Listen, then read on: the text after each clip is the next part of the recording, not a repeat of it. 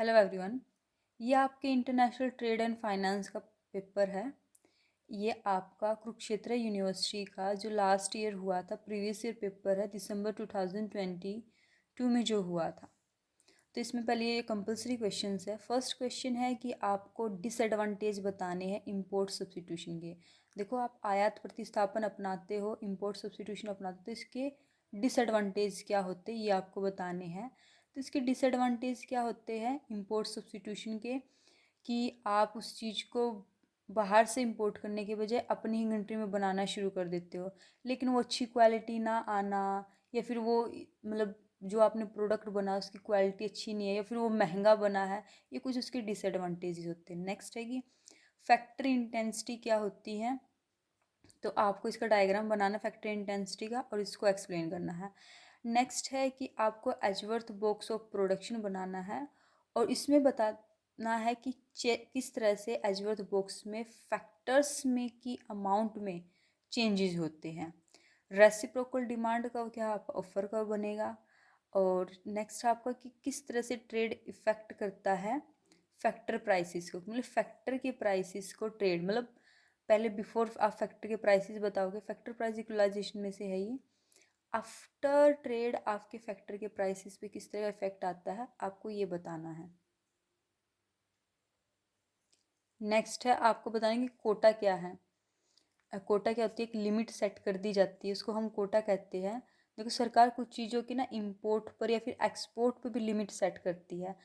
Recently news में आया है कि सरकार ने जो हमारे राइस का एक्सपोर्ट उसको बंद कर दिया है, या फिर जो वीट्स का एक्सपोर्ट उसको बंद कर देते एक टाइम के बाद, क्योंकि उनको लगता है कि अगर इससे लिमिट से ज़्यादा हम एक्सपोर्ट करेंगे तो हमारे पास उस चीज़ की कमी हो जाएगी।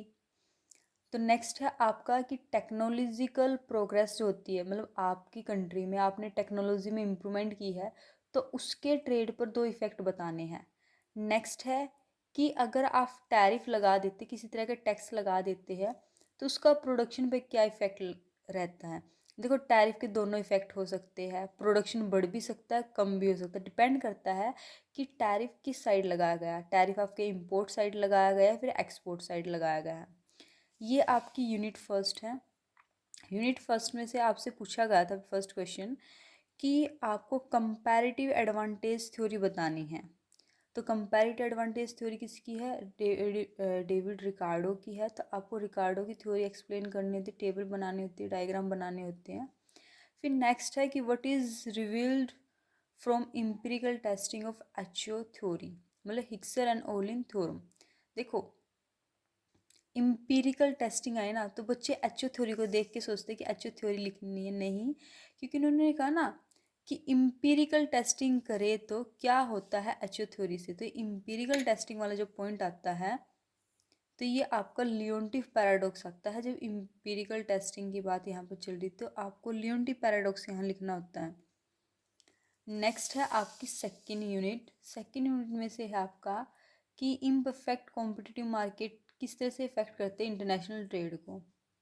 ये इम्परफेक्ट कंपटीशन मार्केट वाला है। नेक्स्ट है कि आपको क्रायोविक सिलेंडर दोनों की थ्योरी को डिस्कस करना होता है, दोनों की थ्योरी को आपको बताना है। थर्ड यूनिट में आपसे पूछा गया है कि आपको स्टोपलर सैमुअल्सन की जो थ्योरम है कि आफ्टर इंटरनेशनल ट्रेड कि हमारे फैक्टर के प्राइसेस पे किस तरह की डोमेस्टिक जो चीज़ें हैं उनके फेवर में जाती है, और जो अबंडेंट फैक्टर है उनके फेवर में जाती है, और जो स्कार्स फैक्टर उनके अगेंस्ट में जाती है।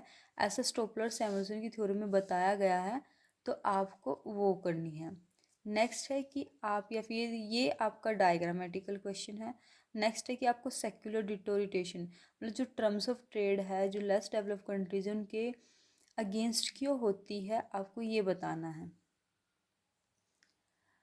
लास्ट यूनिट में है कि आपको ग्रोथ का इम्पैक्ट बताना है एक स्मॉल कंट्री पे।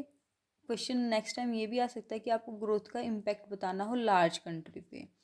नेक्स्ट क्वेश्चन है, ये थ्योरेटिकल क्वेश्चन है कि आप लिबरलाइजेशन से क्या समझते हो, इसके ऑब्जेक्टिव क्या है, इसकी नीड क्या है। देखो, लिबरलाइजेशन का मतलब होता है ट्रेड में, लिबरलाइजेशन का मतलब होता है कि आप किसी तरह की छूट चाहते हो। आपने जो ये रूल्स बनाए हैं, लाइसेंस पॉलिसी बनाई है, आपने कुछ उसमें रिस्ट्रिक्शंस ज़्यादा लगाए हैं, अगर आप उन रिस्ट्रिक्शंस को, लाइसेंस पॉलिसी को थोड़ी इजी करते हो तो ये ट्रेड लिबरलाइजेशन कहलाता है।